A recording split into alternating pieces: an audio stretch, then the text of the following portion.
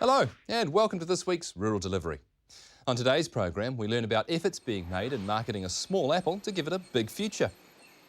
And in the second of a series of stories in the iconic Mackenzie country, we travel to Halden Station on the shores of Lake Benmore.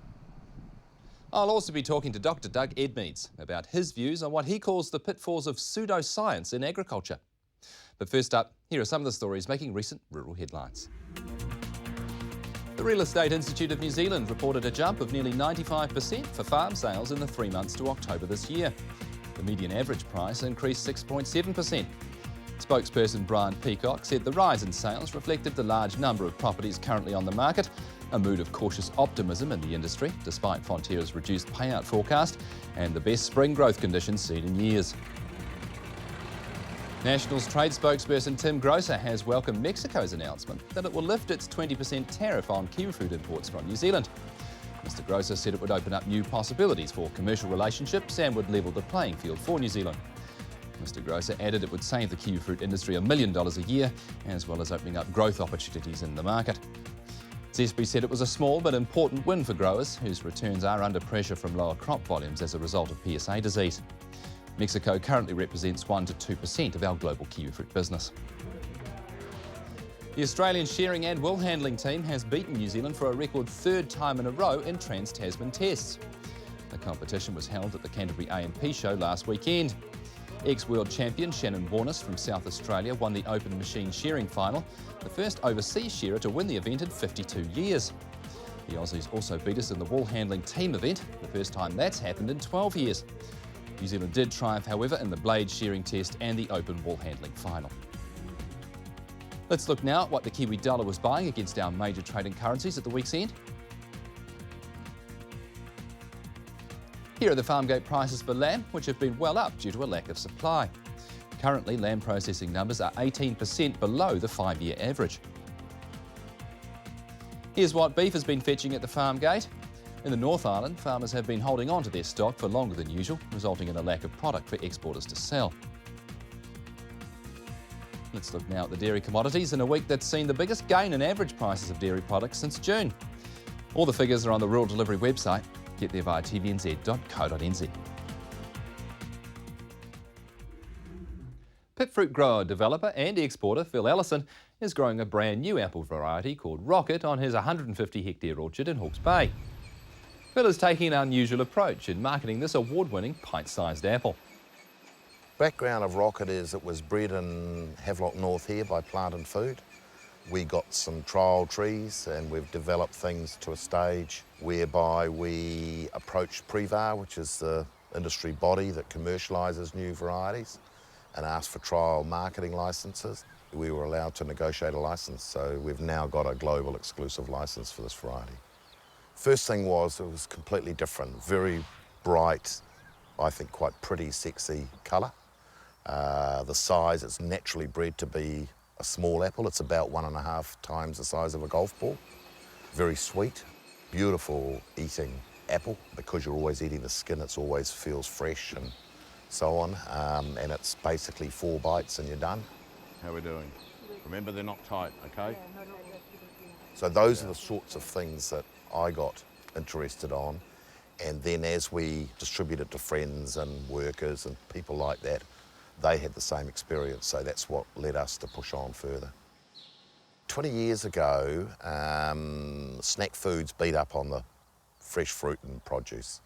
You know, the small chocolate bars, the little wee small bags of chippies or twisties, individually wrapped prunes, the small raisin box, all of those are sort of examples of FMCG, fast-moving consumable goods.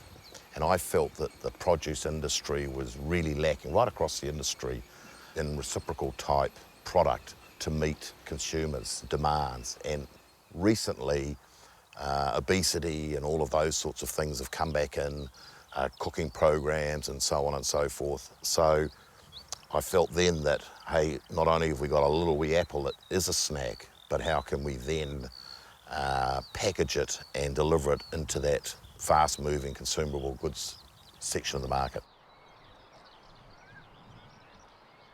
These are the Rockit trees just coming into flower. This is a dwarfing rootstock, so it's a small tree and it's concentrated production, so we plant them close, and it's the new way of growing. It's efficient in terms of land use, but also efficient in terms of inputs. Not so many ladders like the old days and so on and so forth. Compared to other pests and diseases, we're finding this tree and this variety on this tree is very grower friendly with, not high incidence of black spot or powdery mildew, which are typically issues that we've got to watch. And the insects, because the apples are small, I don't think that the insects like them that much. There's not enough natural cover for them. One of the key points of difference for Rockit is that it's a small apple.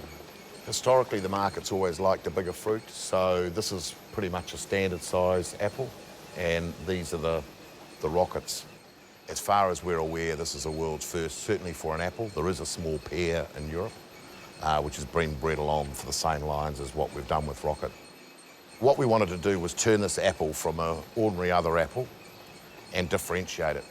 So part of that story was about the fast-moving consumable goods. So it needed to have packaging, it needed to have convenience and so on. Now we've got a tube, so from a hygiene point of view, ease, etc., we think it's a great concept. It's made to ultimately go on your table, next to your computer, in the car, a golf trundler, a pushchair, in a handbag. So that's part of this convenience type market segment that we're pushing. Originally we got hold of Marks & Spencer and we sent them some samples and they told us they thought it was a stunning apple. So we're now in Marks & Spencer in London, and our other big market is Taiwan, with the Asian palate and being different and the packaging, they can't get enough of it. So we're busy trying to ramp up production to supply them.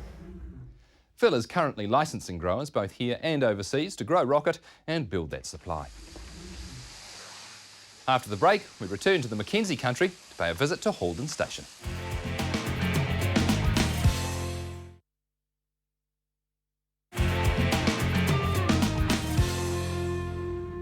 Welcome back.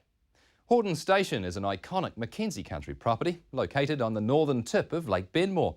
It consists of 3 main blocks, now totalling around 22,000 hectares, running deer, sheep and cattle. The Clisser family has owned the station for 20 years.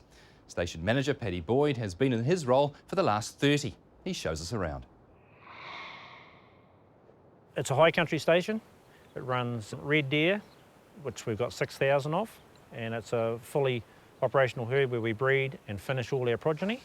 Then we have 10,000 merino sheep in the extra fine micron band, and we have 1,000 cattle. 3 different stock types, but 6 different income avenues. The decision to run those stock types was made a long time ago, right back in when James Innes, the former owner, was here, and it was to give us, to make sure we weren't vulnerable to any of the markets, so we had a stock mix that suited the country, and we've built on that ever since. It's a dry climate. We're only an annual rainfall of 12 to 15 inches. So droughts are a real risk, so being able to keep a fodder bank up there, but having the irrigation that's another thing that we've sort of built away up. We've got quite a block of border irrigation, and we're actually slowly putting in some pivot irrigation. But the extra ones, we've got consents in for another 190 hectares now. But the reason we want that is to insulate ourselves against droughts and not have to buy food sources from outside.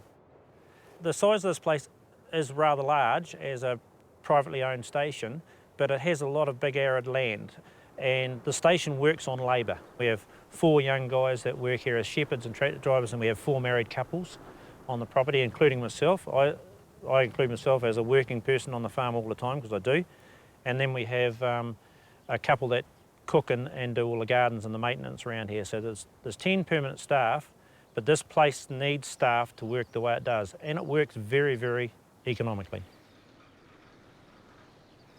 We have a Hereford breed group called Gene Plan, and that was started here 40 odd years ago, and these cows are part of the elite herd of it.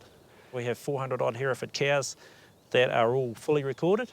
They work in the commercial situation. They have spent all winter no hay, just tussock grass on the Kyrgyzstan run, and they've come home Those specific ones we fetal aged when we pre-tested this year, they're all due to calve in the first 10 to 12 days. So I brought them home 3 weeks ahead of the rest, and there's another group, they're all slowly rolling home. But they've been home 3 weeks, given a bit of feed, and they're up ready to roll. We tag every calf at birth. Basically, night, morning, I go around as they drop, weigh the calves, record the cow's temperament, pick the calf up, look at her udder, several scores, condition score. And I've been doing that now for 30 years, and I've never been pushed over by a Hereford cow. They lean over your shoulder, but the temperament is incredible, so they're good to work with.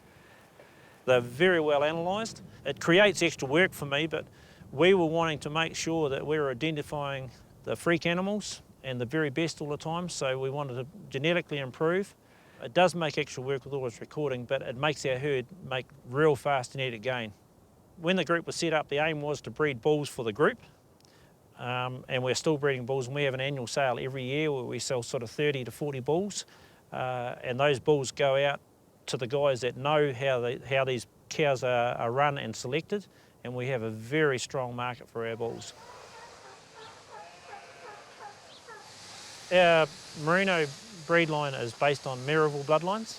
We were buying Merivale bloodlines within New Zealand, and then we wanted to expand our genetic base a little bit further, and then we started going to Australia and buying directly from Merivale and importing the rams ourselves, or semen, and AOing ewes. So we've had several of those programs, and it's sped up our progress a hell of a lot. There's been a big push towards the meat merino in the last few years. We have focused on the merino wool for our merino sheep for a long time, just to get that very appealing merino fibre, but it's very similar to our cattle and our deer. I've always selected very well-bodied sheep with good back ends, because I believe it takes a good motor to drive a good animal. So our merinos have traditionally been quite good-bodied sheep, so they're good meat animals as well. But I am not focused on the meat, it's the wool that we are focused on. Walden Station was one of the pioneer farms in the deer industry when it was in its infancy. We got 3,000 hinds, breeding hinds. They're all red, and 500 stags, and then the progeny, of course. We breed most of our own sire stags, but we source the odd elite one. But I never buy a red stag under 200 Ks at 2-year-old. We get them with good body weights, good deep motors on them, and they work. We're predominantly breeding for meat and export, so they have carried through the winter and then sold at yearlings. But we need sires to breed that, so we run a small velvet herd as well. So we're running 100 sire stags, and we run 400 very good velveters. So there's two income streams coming out of there. The velvet is at the moment selling around $100 a kilogram, all up, which is a good market, but for the work that's involved and doing it properly, we need to be getting $100 a K. We have a very young herd of hinds. I run them in their age groups, so we only fawn to 6 years of age, because if you're doing a good genetic breeding program right, your young generation should be the better producers. So we have 700 young hinds go into the herd every year. So we're selling half of the females for meat and selling about 90% of the males for meat. We can't hit the peak spring market because we don't have grass in September and October, but we're killing by December for our yearling stags, and they're all gone by mid-January, and last year they averaged 60 kilograms on the hook, and then we go straight into the cull yearling hinds, and they're all gone by March. Irrigation is a crucial part of the whole Halden operation. The existing one we've got, the border dike irrigation, was put in the 70s, early 70s, and that's why this farm works, is because it's only a small percentage of the area, but it allows us to actually manage the rest of it well. The irrigation plays the role of being able to finish stock, but it also plays the role of being able to supply us with our winter feed. If we didn't have irrigation, we'd be a breeding block only. We'd be vulnerable to the climate and to the markets. I'll be back soon to talk with Dr. Doug Edmeades, an independent agricultural consultant and passionate advocate for science.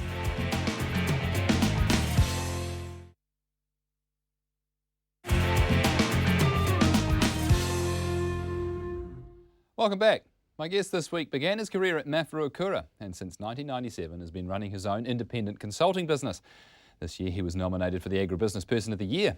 Dr. Doug Meets, welcome to the program. It's a pleasure to be here. Now, Doug, you've just come back from the Grasslands Conference in Australia. You presented a paper there, the central tenet of which is that agriculture is under threat from something that you're calling pseudoscience.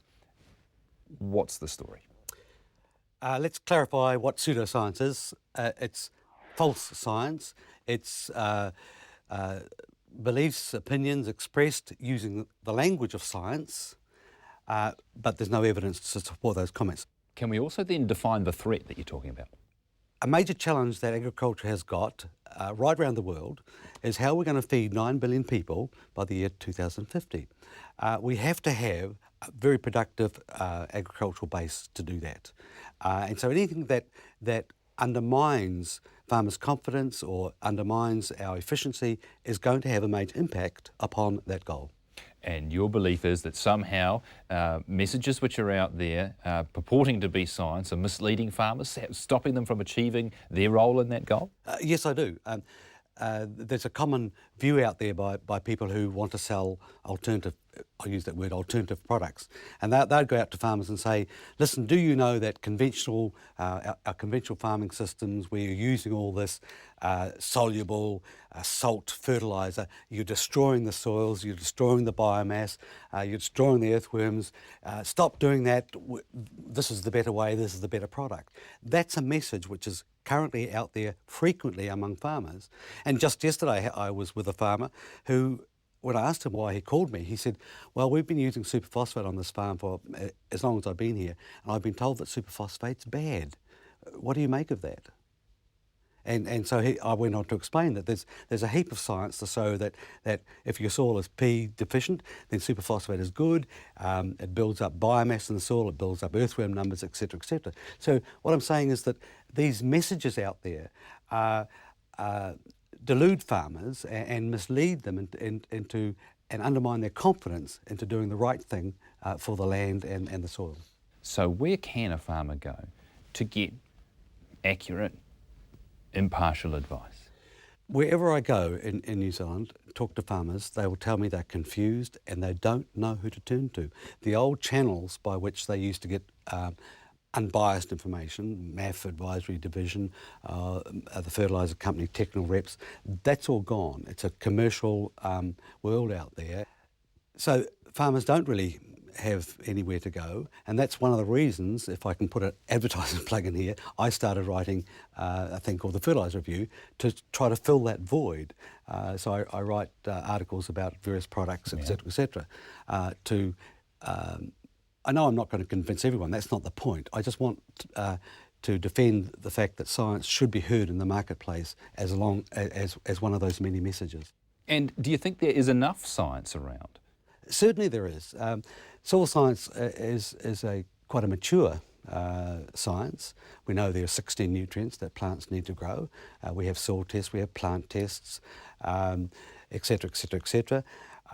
So we can take, on the basis of known science, we can take farmers 99% of the way to where they need to be. Sure, there'll always be things that science doesn't know, but because every experiment hasn't been done yet. But that's for the future.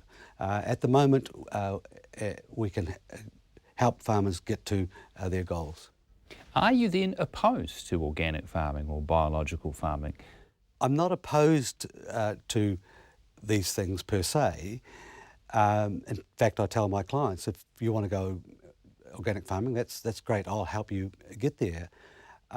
What I do say to farmers is that do it for the right reasons. If there's a margin in it for you and you're going to make more bucks, that's fine, but you're not going to save the planet. Arguably, you could say that a lot of the goals that society wants for its environment are not always being achieved by conventional farming. So there is no perfect system here. So I guess it's about how do we get to a good outcome and what is a good decision-making process, regardless of what path you might take in terms of getting there. I believe that the only way forward is evidence-based reasoning and logic based on sound science. After all, that's one of the reasons for the enormous progress that mankind has made since the Industrial Revolution and the introduction of logic and science. We live longer, we're healthier than ever before. That's all because of evidence-based science. And So why shouldn't we continue to do that? It's helped us to get here. Why can't it help us to get to the future? That's an interesting point. Look, Doug, thanks very much for joining us. Much to ponder. Thank you. Now let's take a look at what's happening around the country over the coming weeks. A Beef and Lamb New Zealand Tararua Farming for Profit Field Day is being held at Pukimero Station Woolshed from 10:15 a.m. on Thursday the 24th of November. A barbecue lunch will be provided. The first public meeting of the new Beef and Lamb South Otago monitor farmers on Tuesday the 29th of November. Their field day is being held at Trevor and Jan Wilson's farm in Wairuna Bush Road, Clinton from 1 p.m. And entries are now open for the 2012 New Zealand Dairy Industry Awards. Over 105 have already been received. Early bird entries, which are eligible for a great prize draw, close on December the 1st, with final entries closing on the 20th of December. Before we go, we'd like to pass our congratulations to Ben Smith, Grower Manager for Status Produce in Tuakau, who won this year's Young Horticulturist of the Year competition. Well done, Ben. Next week, we learn what lay behind the decision to move to once-a-day milking for their heifer herd by award-winning dairy farmers Nick and Nikki Dawson. And we see how John and Sue Nation have recovered after a highly localised and devastating storm hit their property at Omakari in April this year. You can watch replays of this program on TVNZ On Demand or on TVNZ 7. Go to tvnz.co.nz for both screening times on 7 and replays via On Demand. We'll leave you now with a look at what weather's likely to be heading across your region over the next few days. Thanks for watching, and please do join us again next week.